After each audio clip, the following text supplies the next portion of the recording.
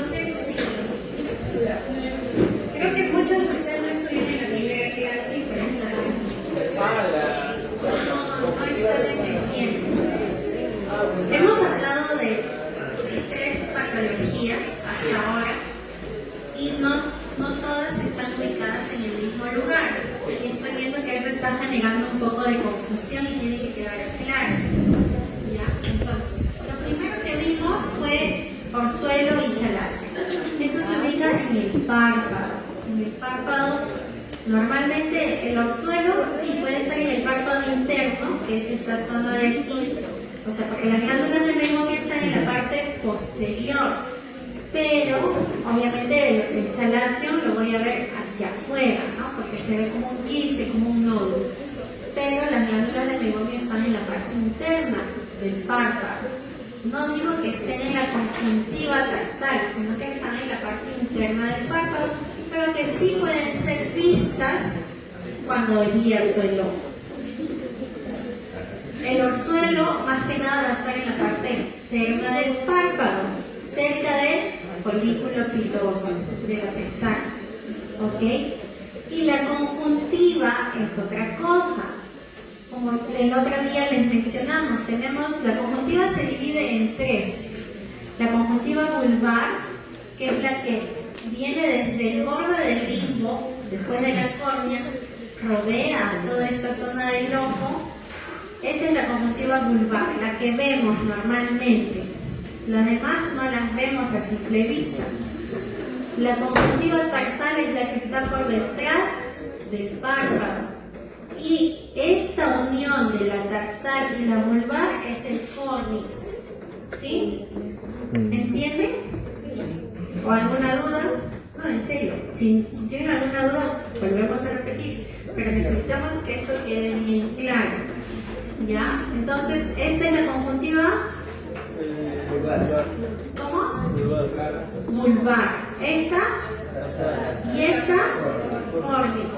Muy bien. El chalacio se da en la parte posterior del párpado. El orzuelo, la parte anterior del párpado.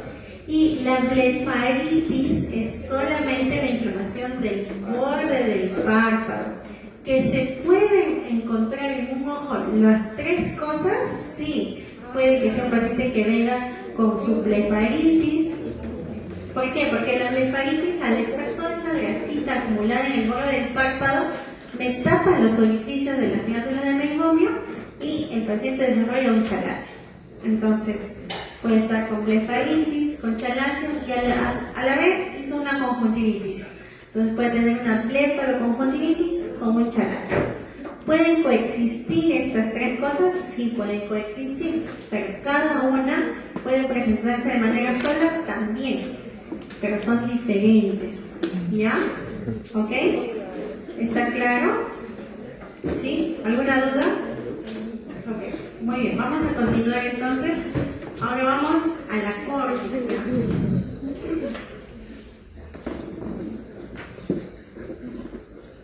Muy bien, vamos a ver ahora lo que son las queratitis, que son las infecciones, inflamaciones que se dan solo, bueno, más que nada en la córnea, porque casi siempre se van a acompañar de inflamación de la conjuntiva. Ahora, otra cosa que me olvidé aclarar. No significa que la conjuntivitis solamente va a estar rojo la conjuntiva tarsal. Puede estar inflamada toda la conjuntiva. Pero como les dije, la conjuntiva vulvar se puede inflamar por muchas otras cosas. Puede estar roja por muchas otras cosas. Y no necesariamente va a ser una conjuntivitis. Lo que me ayuda a diferenciar de si es o no una conjuntivitis es al yo revertir el párpado, veo que la conjuntiva tarsal está imperiónica, inflamada, entonces digo sí, efectivamente es una conjuntivitis. ¿Ya? Ok. Muy bien, entonces las queratitis son las inflamaciones y o infecciones de la córnea. La córnea, ¿qué era? La capa avascular del ojo, ¿ya? Cubría 1/6 de la parte anterior del ojo. Estamos repasando un poquito de lo que vimos en anatomía. Entonces, hay diferentes tipos de queratitis. tenemos bacteriana, viral, micótica, parasitaria. Y el problema es que se parecen, ¿no? Entonces, cuando llega un paciente con queratitis, ¿qué tipo de queratitis es?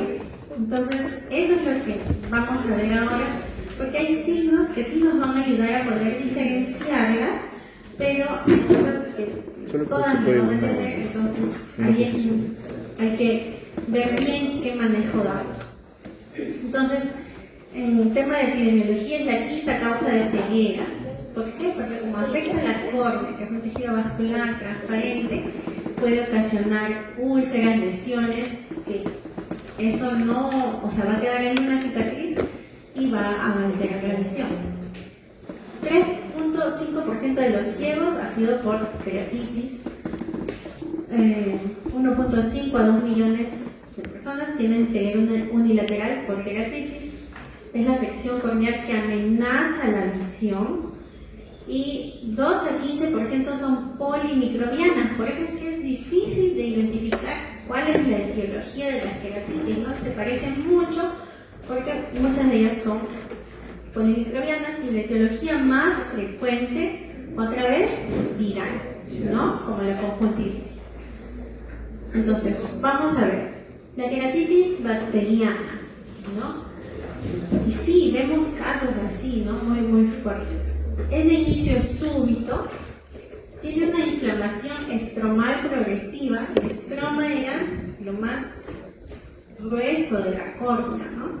No se olviden. ¿Cuántas eran las capas de la córnea? 5. Empezamos desde arriba: epitelio, goma, estroma, décime y el último, el endotelio, ¿no? Claro, la capa de Dúa, les dije ese día, pero es para que sepan, ¿no? Que está entre la décime y el endotelio. Si no se trata a tiempo, puede llevar a una perforación corneal. El germen que más se aísla son los gram positivos, ¿no? En estos casos. Y sí, por eso es que es muy importante que podamos conocer este tipo de queratitis. ¿Cuál es el factor de riesgo más frecuente? El uso de lentes de contacto. 19 a 42%. El hecho de que tú uses un lente de contacto multiplica por 10 el riesgo de que desarrolles una queratitis bacteriana. ¿Ya? Otro factor de riesgo es un traumatismo, una medicación contaminada, ¿no? Justo el otro día me llamaron. Tengo una gota que la vi hace 6 meses y después no la volví a usar. ¿La puedo seguir usando? Depende, ¿no? Hay frascos de gotas que dicen cuánto tiempo valen después de abiertas, y si por lo menos igual estoy dentro del tiempo, echamos primero unas gotitas afuera para ver, ¿no? La gota tiene que estar transparente, clara, no tiene que estar turbia, para saber de que está bien para poder seguir usándola, porque si no, una medicación contaminada puede ocasionar también queratitis. Alteración del mecanismo de defensas locales. Esto ya vemos por enfermedades autoinmunes y alteración de la superficie corneal, ¿no? Puede que haya alguna situación, como lo vamos a ver en oculoplástica, un ectropio que genera alteración de la superficie corneal y me predispone a queratitis. Entonces, en la clínica va a ser un dolor ocular agudo, va a haber blefaroespasmo, ¿no? Cuando hay algo en la córnea que molesta, los pacientes normalmente llegan con el ojo cerrado, que no lo pueden abrir, siempre tienden a cerrar. Hiperemia conjuntival, ¿no? O sea, se acompaña de hiperemia conjuntival porque hay una reacción, va a haber secreción, fotofobia y baja visual. Ahora, ¿cuál es el tratamiento? Depende, ¿no? Casi siempre vamos a iniciar con lo que ya les dije, macrólidos, pero lo ideal sería hacer un cultivo de la secreción, ¿no? Ahora, eso no se puede hacer en todo lugar porque, por ejemplo, en el hospital una vez hicimos una secreción, sacamos una toma de muestra de una úlcera corneal y nos dijeron que no podían ver cosas tan chiquitas, entonces no fue. Entonces, lo ideal sería sacar una muestra, mandarlo a cultivo, pero no en todo lugar se puede hacer eso, por eso es que nosotros nos guiamos mucho de la clínica. Si ya hay un antecedente de uso de lentes de contacto, vamos de frente y atacamos con el tema de los antibióticos, que son los macrólidos. Pero si por ahí se aísla alguno de los gérmenes que estamos viendo aquí, ¿no? Ya podemos ir dando el tratamiento un poco más específico. Ahora, si a pesar de yo haber usado ciclofloxacino, levofloxacino, los que ya les mostré, y no mejoran, nosotros preparamos gotas, les decimos gotas fortificadas, de acuerdo a lo que haya salido sensible. No hay gotas preparadas con vancomicina, con ceftazidima, con ceftriaxona. Entonces nosotros las preparamos, ¿no? Y con eso hemos sacado a muchos pacientes de cuadros muy graves con estas preparaciones. Ya esas son unas diluciones que nosotros hacemos, pero el tratamiento antibiótico aquí sí va a depender mucho del germen que se aísle, ¿ya? Pero eso entonces no se puede detectar bien cuál es, porque la secreción... Por eso, normalmente, como les digo, por ejemplo, la realidad, ¿no? En mi hospital llega un paciente con una queratitis por un lente de contacto, siempre iniciamos macrólidos, es nuestra primera línea de tratamiento. Y los evaluamos, como son cosas que pueden avanzar, como ya vimos, puede llevar a una perforación corneal, yo lo evalúo o en 24 o en 48 horas. Y si es que no ha mejorado nada, empiezo a dar gotas fortificadas. ¿Qué contiene? Ceftazidima o vancomicina, cualquiera de las dos, dependiendo también del germen que estoy sospechando. No es que no le doy nada, damos tratamiento y vamos evaluando la respuesta. Ahora el criterio de severidad, ¿no? Si la lesión que vemos en la córnea tiene más de 4 milímetros, es un riesgo mucho mayor de que se perfore.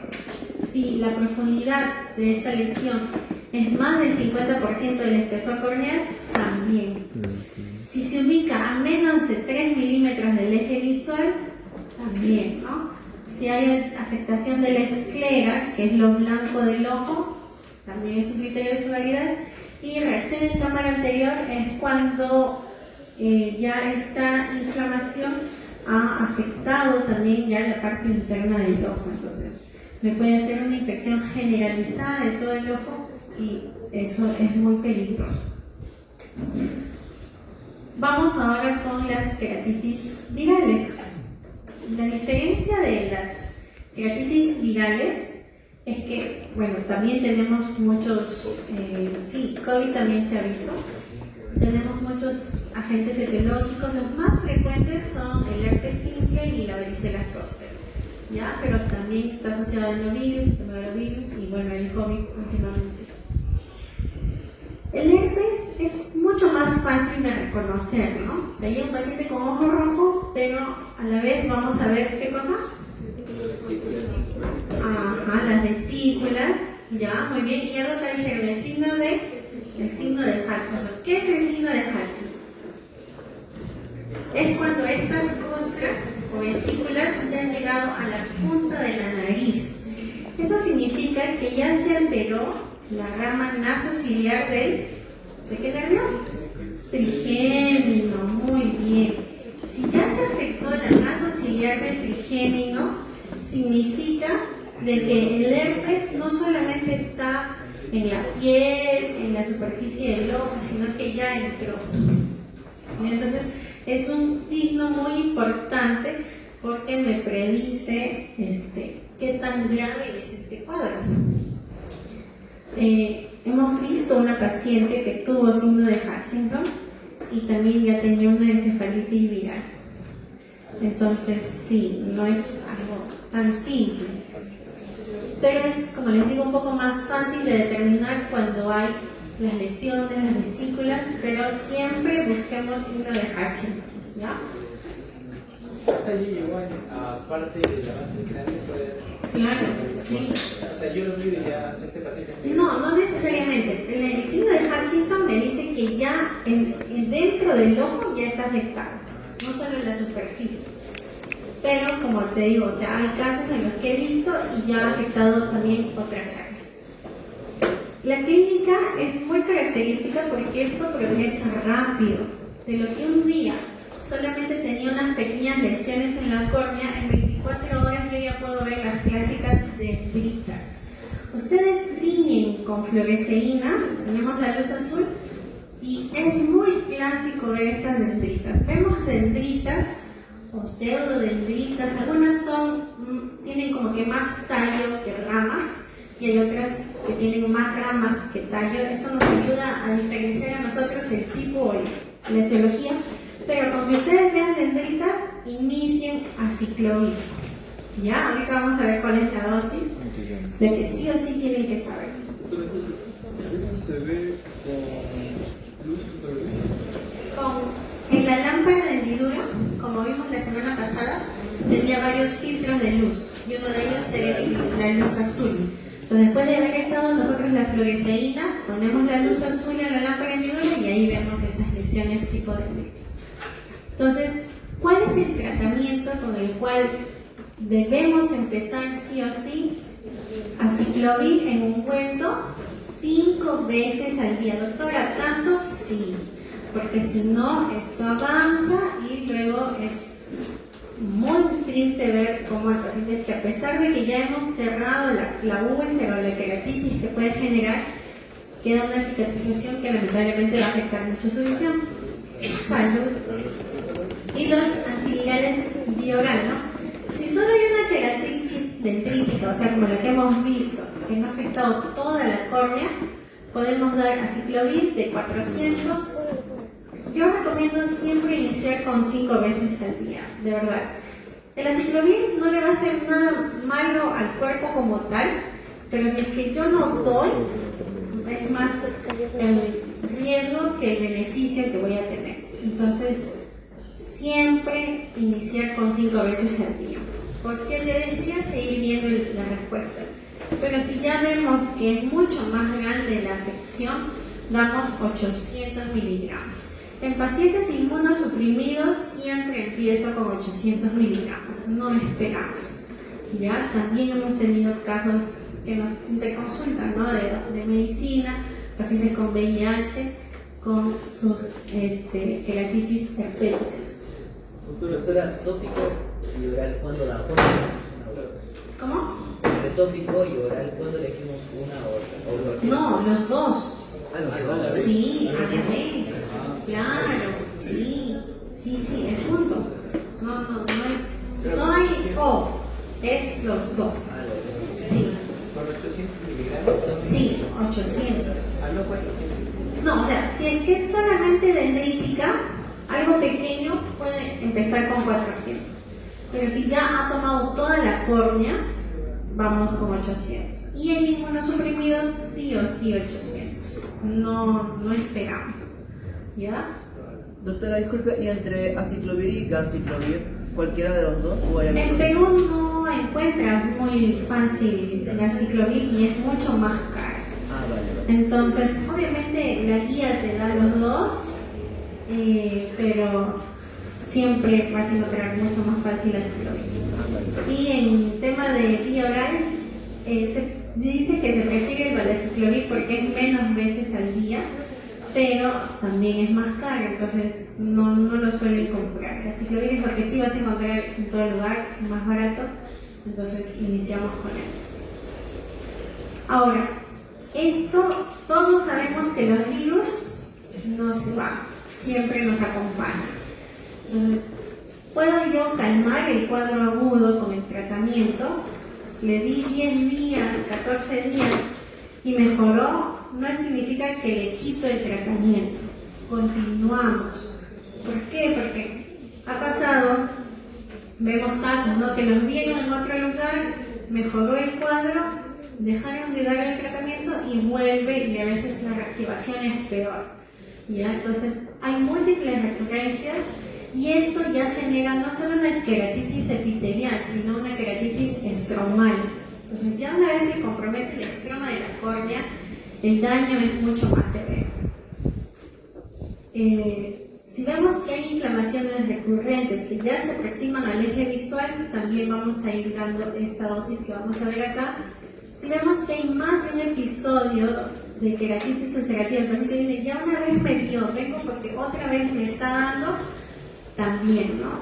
Si va a tener una cirugía de los ojos, por ejemplo, tenemos pacientes que han tenido queratitis virales y bueno, después de que ya se resuelve el cuadro, vemos que tiene una catarata y lo quiero operar, tengo que darle un tratamiento previo a la cirugía y después de la cirugía, porque si no, eso va a reactivar y puede terminar peor. Y en pacientes que están con tratamiento inmunosupresor también, ¿no? La guía recomienda durante al menos un año el tratamiento con aciclovir de 400 2 veces al día. Ya no 5 veces al día, sino solo 2 veces al día, o para el aciclovir de 500, pero solo una vez al día. En pacientes que se van a operar, sí o sí tienen que haber estado tomando aciclovir mínimo 3 meses previo a la cirugía, continuo. ¿Ya? Si no, no entramos a operar porque la reactivación puede ser peor. No todo subido por un año, simplemente a los... No, claro, en esos casos especiales. Pero de ahí vamos bajando la dosis progresivamente. Eso ya también depende del tipo y de la guía. Mínimo 1 a 3 meses. Sí. Las diferencias entre queratitis y estromal ulcerativa. ¿Cómo? La diferencia entre queratitis y estromal ulcerativa. Estromal es porque ya comprometió hasta el estroma, no necesariamente como una úlcera, sino que ya lo ves opaco. Y la úlcera es porque es una depresión de la córnea, claro. Ahora pasamos a la queratitis fúngica. ¿Ya? Es también muy común verlo acá, sobre todo en personas que están en el campo, que trabajan con vegetales. 20 a 60% de las queratitis infecciosas en países en vías de desarrollo, por eso es que les digo que es muy frecuente verlo acá. Puede estar asociado a agentes micóticos como vegetales, madera, granos. Edad se ve en poblaciones muy jóvenes, normalmente el sexo masculino, porque son más atrevidos, pues no salen, están ahí, ellos son también los que trabajan, difícilmente ves a una mujer trabajando en una bodeguera. Y la incubación es de 5 a 10 días. Factores de riesgo, el principal, trauma corneal con planta o vegetal. Más del 90% de casos es por eso, ¿no? También se puede dar por uso de lentes de contacto que tal vez lo han lavado en una solución que estaba contaminada. Si está contaminada y me lo pongo, también puedo tener ese tipo de queratitis. Si estoy usando corticoides, también. Entonces, por eso siempre mucho cuidado con los corticoides. Si es que hay una erosión corneal crónica, no sana, más riesgo de que pueda tener este tipo de queratitis crónica, inmunosupresión o que haya tenido una cirugía corneal, ¿no? Entonces, la inyección va a ser conjuntival también, va a haber secreción y esta lesión en satélite es muy clásica, ¿no? O sea, es como, no se ve muy bien acá, pero es que es delimitada en una sola zona, ¿no? A diferencia de las otras, has visto una dendrita, has visto que está generalizada, en cambio aquí es una lesión en satélite, en una sola zona, todo lo demás está bien. Y puede haber hipopia, que es pus en la cámara anterior del ojo. ¿Ya? El tratamiento en estos casos se utiliza natamicina, del 2.5 al 5%, también es difícil de conseguir, solo hay una botica en Perú que la distribuye, que se llama botica magistral, pero es el tratamiento más efectivo. También se puede dar angiotensina B tópica, es efectiva en casos de cándida, y en queratitis severas y compromiso de la esclera, ya damos vía oral, ¿no? Ketoconazol, fluconazol o voriconazol. Es al mismo tiempo que la tópica. Sí, a la vez, siempre es a la vez. Entonces la natamicina es en gota, por si acaso. ¿Ya? Muy bien, hasta ahí algunas dudas. Son más que nada, la bacteriana, ¿cuál es el principal factor de riesgo? Lentes de contacto, ¿no? En la viral, no, el trauma ocular, claro, los herpes o varicela zoster, ¿no? Y en la fúngica tenemos el trauma vegetal, ¿no? Y por favor, les repito el tema del corticoide. No sé cuántas veces lo voy a decir, porque vemos muchos casos.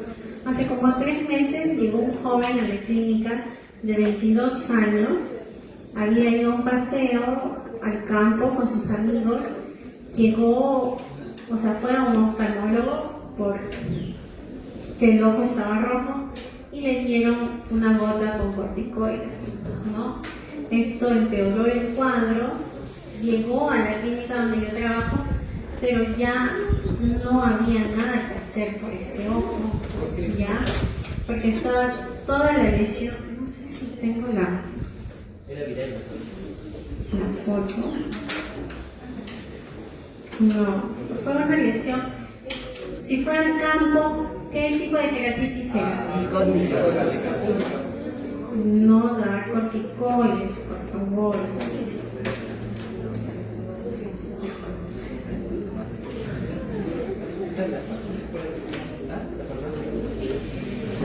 Sí, acá la tengo. Voy a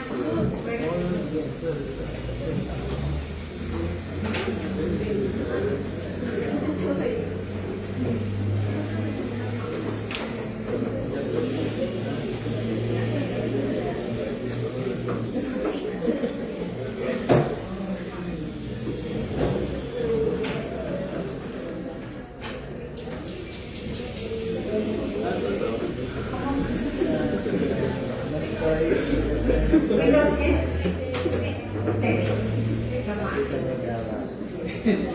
Windows PA. Ahí está. Ay, no, no sé qué es.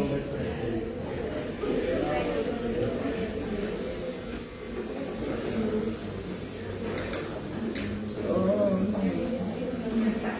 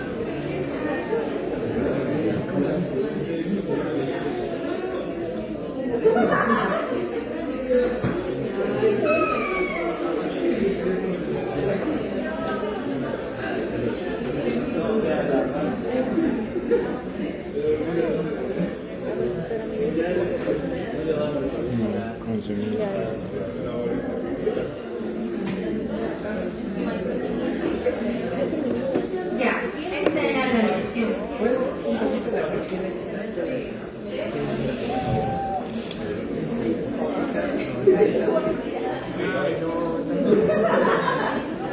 Ya, miren, llegó el ojo todo rojo. No, esta es una lesión en satélite también, ¿no?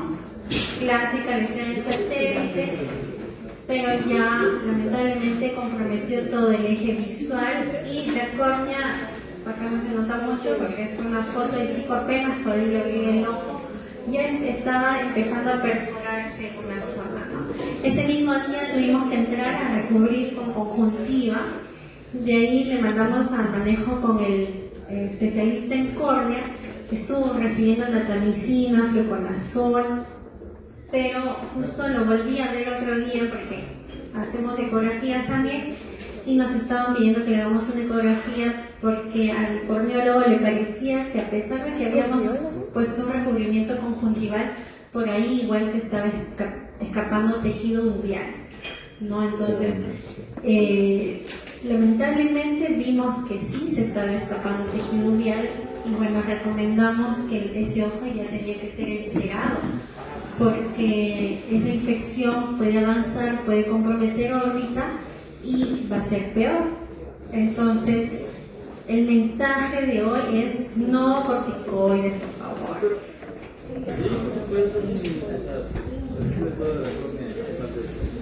No, porque todavía está la infección activa. Y ya, aquí no se nota mucho, pero el iris ya se estaba pegando adelante a la córnea. Entonces, ya eso no puedes sacar.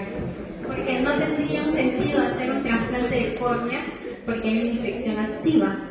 Ese nuevo botón corneal que vas a poner igual se va a infectar. En este caso tendríamos que esperar que pase que se resolucione la infección. Claro, tendríamos que esperar que pase la infección para poder, pero igual el pronóstico no es bueno.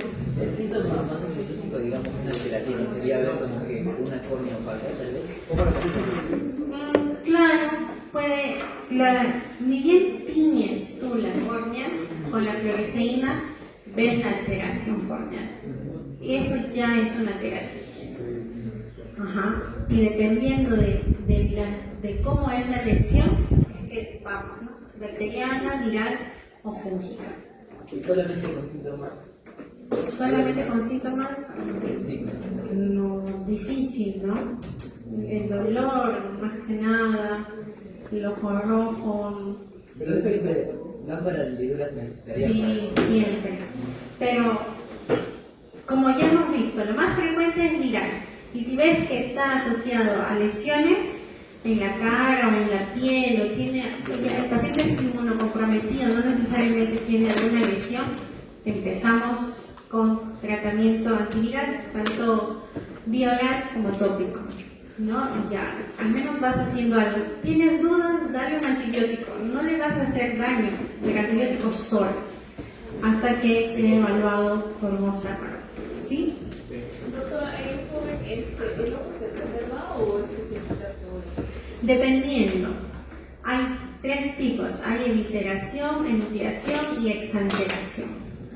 En la evisceración solamente sacamos el contenido del ojo, ¿no? Se mantiene la esclera y se hace como un muñón y ahí se pone una prótesis. En la evisceración y la enucleación sí sacamos todo el contenido del ojo. Dejamos la órbita vacía y en la exanteración se saca incluso parte de la órbita. Eso es cuando hay ya procesos oncológicos, ¿no? Pero en el caso del joven se iba a hacer solo una evisceración. Ajá, sí. ¿Y eso no se confunde con una conjuntivitis o quizás el dolor o aleja? ¿Cómo? El dolor aleja ya la posibilidad de conjuntivitis con iris. No, pero también la alteración en la córnea y las conjuntivitis no van a causar tanta baja visual. Una queratitis sí, altera más la visión. ¿Ya? Ajá, sí. Entonces ahora vamos al ojo seco. ¿Hasta ahí alguna duda de las queratitis? Ya. Pues como les digo, estamos diciendo las cosas más comunes, más frecuentes. Hay diferentes subtipos de queratitis, pero no vamos a entrar en esos detalles, eso ya es tema de especialidad. Ahora vamos al ojo seco, ¿no? ¿Cuántos de aquí saben que tienen ojo seco? Sospecha. A ver si hay varios que tienen. ¿Sospecha? Varios, ¿no? Sí, yo me acuerdo que la primera vez que escuchamos ojo seco nos pareció gracioso, ¿no? Porque en mi promoción teníamos una compañera que era un poco mayor que todos, pequeña, y ya era su segunda carrera, y nos contó que tenía ojo seco. Estábamos en primer año y nosotros de broma le dijimos que no produces lágrimas, hay que hacerte llorar. Pero sí, ¿no? Hay tipos de ojo seco y uno de ellos es porque no hay una adecuada producción de lágrimas, ¿no? Entonces, ¿qué es el ojo seco, no? Es cuando hay una alteración en la homeostasis de la película lagrimal. Mientras la película lagrimal se mantenga bien, no vamos a tener, ¿no?, ojo seco. Y esta alteración de la homeostasis va a causar todas las molestias que conllevan el ojo seco, que es la sensación de cuerpo extraño, la irritación. Entonces tenemos tres tipos: el que es por déficit acuoso, el evaporativo y el mixto. El que es por déficit acuoso, principalmente está comprometida la glándula lagrimal, no está secretando lo suficiente para la película lagrimal. Y en el evaporativo, otra vez nos encontramos con la disfunción de las glándulas de Meibomian. Y en el mixto, obviamente, es cuando tienen los dos juntos. Vamos a recordar, ¿no? Claro. Tenemos, esta es la película lagrimal, tiene que estar, como ya dijimos, estable.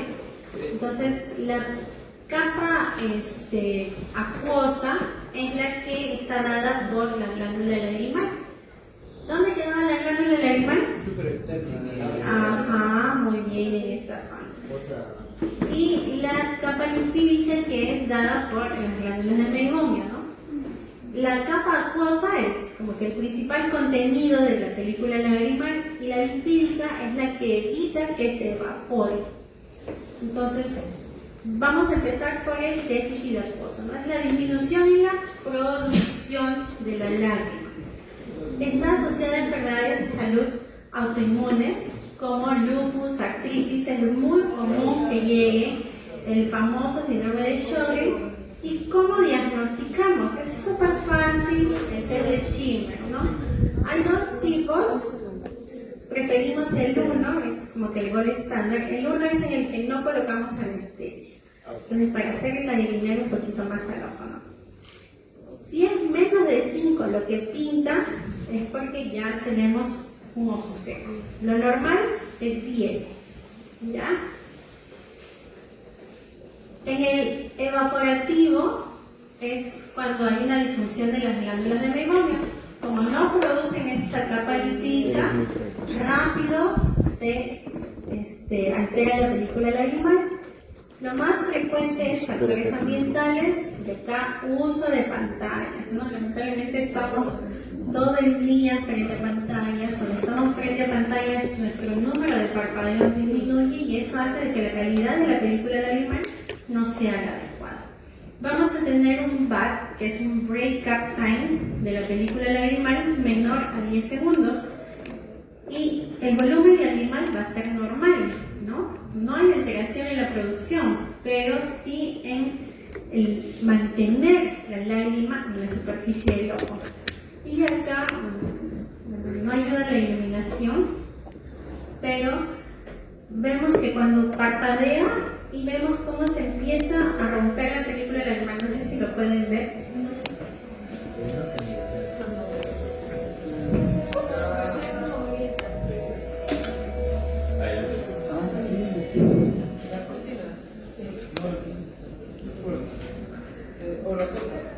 A ver, ¿pueden chicos cerrar la puerta? No sé si es que eso ayude, ¿no? Creo que hay que pedir un salón con menos silencio.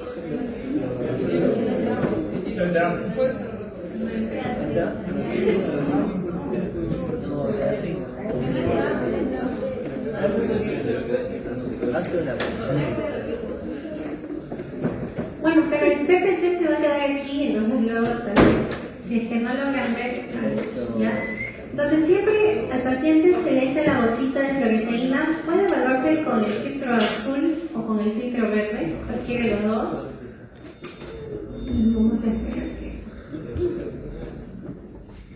Y se le va a pedir al paciente que parpadee. Entonces una vez que parpadea, abre y ahí empezamos a contar. Y acá vemos cómo ya se empezó a romper la película lagrimal y no pasaron ni 5 segundos, ¿no? Entonces eso es el break-up time. Menor de 10 segundos es ojo seco, evaporativo, ¿no? Ya se rompe. Es normal que pase, pero antes de los, o sea, después de los 10 segundos. Después de los 10 segundos, sí. ¿Eso qué significa? De que de acuerdo al movimiento ya estoy comenzando a romper las capitas que van teniendo. ¿Cómo?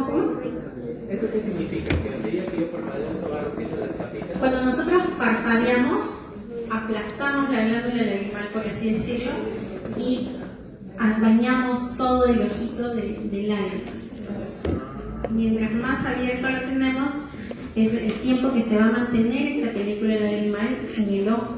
Entonces, si es que se evapora mucho más rápido, obviamente nos va a dar mayor molestia. Un segundito.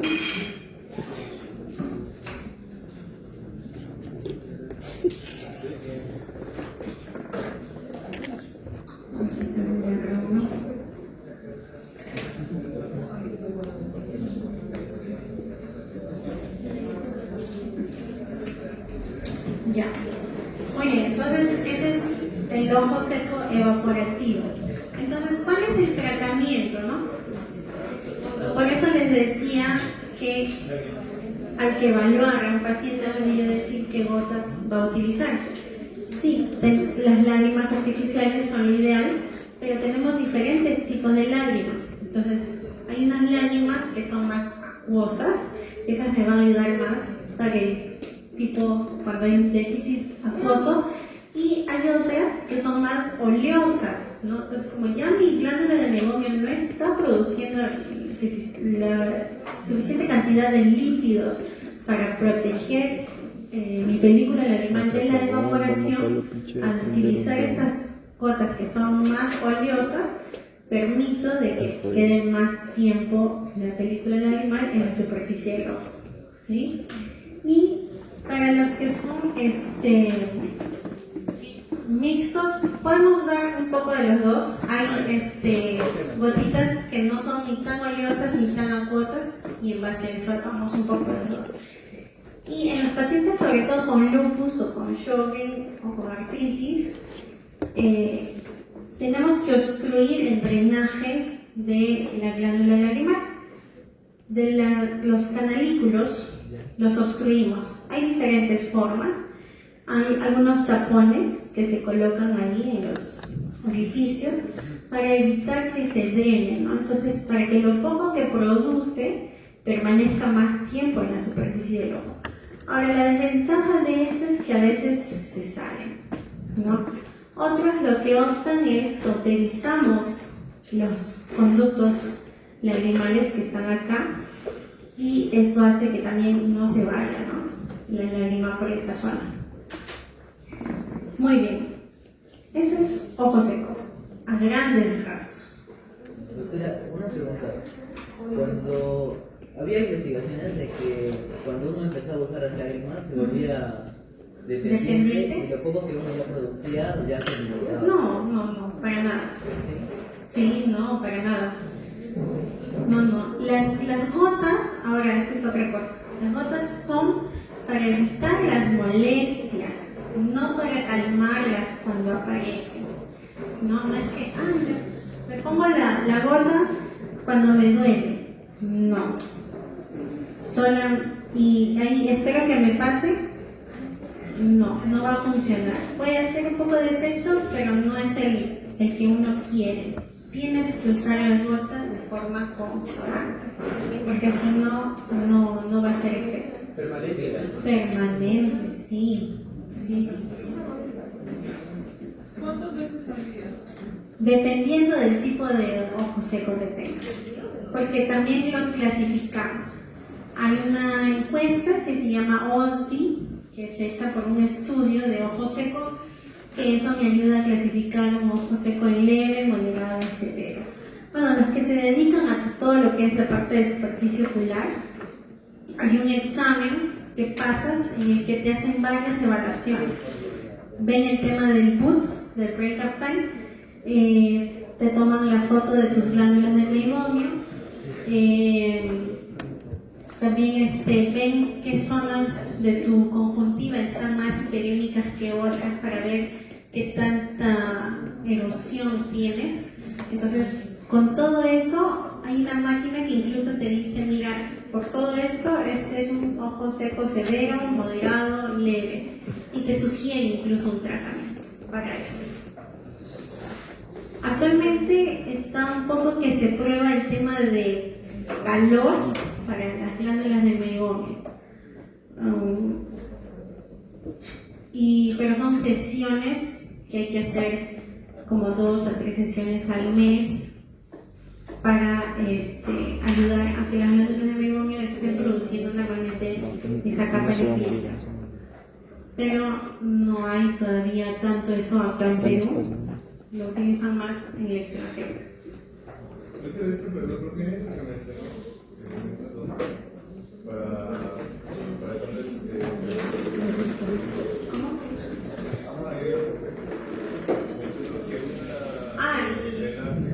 El ocluir, el drenaje. Tenemos estos tapones que son de silicona, pero como les digo, a veces se salen, entonces a veces no se utilizan tanto. Y el otro es cauterizar el drenaje. Cauterizamos y ya, al no haber drenaje, la lágrima se queda más tiempo en la superficie del ojo. Muy bien, ahora pasamos con el queratocono. ¿Verdad? No he visto hoy día. ¿Cómo se llama el que tiene queratocono? Boni. ¿Sí está? Ah, que siempre le veía por acá. Ya, muy bien. ¿Qué? Queratocono. Ok, entonces vamos a ver sobre el queratocono. Es un trastorno corneal. Se presenta en 1 de cada 2.000 personas. Se caracteriza por un adelgazamiento y protrusión progresiva de la córnea. Su localización puede ser central, paracentral inferior o temporal inferior. Si tienes antecedentes familiares, tienes un 6 a 8% de probabilidad de que desarrolles queratocono y se da más que nada entre los 10 a 20 años. Y el factor de riesgo es el prurito ocular, porque mientras más se soben, más se va ahí adelgazando y protruyendo, ¿no? Entonces, de lo que la córnea debería ser así como lo que vemos aquí, ¿no? En el queratocono, miren cómo está más protruida y más delgada. De por sí la córnea es más delgada en la parte central, pero aquí mucho más todavía. Entonces hay signos del queratocono, ¿no? Por ejemplo, van a ir a hacer el serums y ya saben cómo detectar un queratocono. A mí no me enseñaron esto en pregrado, entonces teníamos muchos niños con defectos refractivos, pero muchos de ellos, después de yo haber estudiado oftalmología, digo, ¿cuántos de ellos habrán tenido queratocono y yo no lo sabía, ¿no? Entonces, algo clásico es el signo de Monzón. Se le pide que mire hacia abajo y ves si es que altera la forma del párpado inferior, ¿no? Y se hace así como un embudo. Esto es cuando ya es obviamente un poco más avanzado, ¿no? Y si hay eso, es un queratocono, casi que fijo. Esto ya se ve en la lámpara de hendidura, vemos como estrías. ¿Por qué? Porque al estar adelgazándose y protruyendo la córnea, crea estas estrías que se llaman estrías de Vogt. ¿Ya? Y ya cuando es un queratocono muy avanzado, ha protruido tanto y se ha adelgazado, vemos lo que se llama el hidrox corneal. ¿Por qué pasa esto? Porque se ha adelgazado tanto y la capa que se afecta aquí es la de DSM.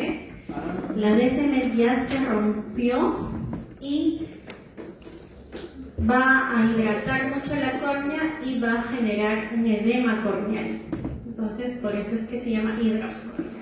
Porque la córnea, dijimos, tiene que estar hidratada, pero no tanto. Y que ayudaba a eso era el endotelio, junto con la DSM.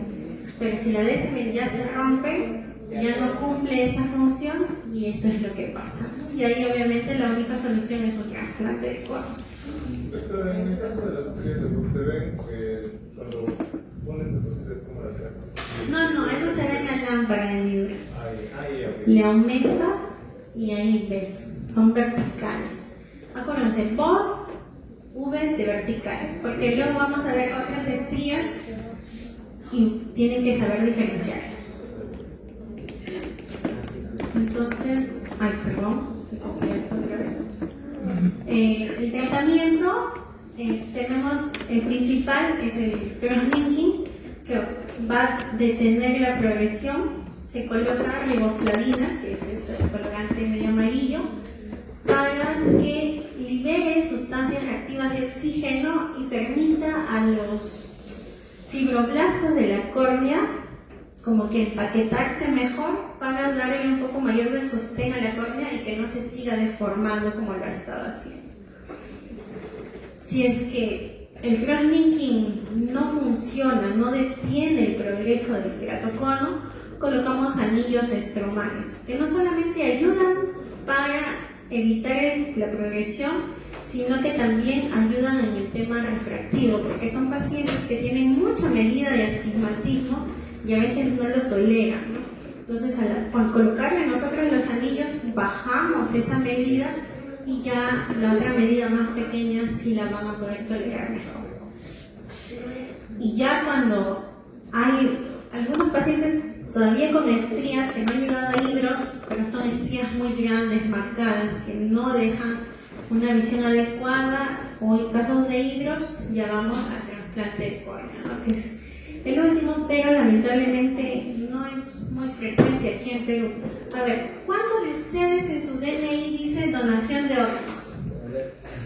Ah, muy bien, unas estrellitas para ustedes. ¿Por qué? ¿No? Porque bien, la mayoría de estos pacientes que necesitan trasplantes son niños, ¿ya? Entonces llegan los papás y dicen, doctor, pero ¿cuándo va a trasplantar a mi hijo? Señora, ¿usted dice en su DNI donación de órganos? No, entonces si usted no dona, ¿cómo quiere que alguien done para su hijo, no? Entonces, lamentablemente la cultura de donación en nuestro país no está muy,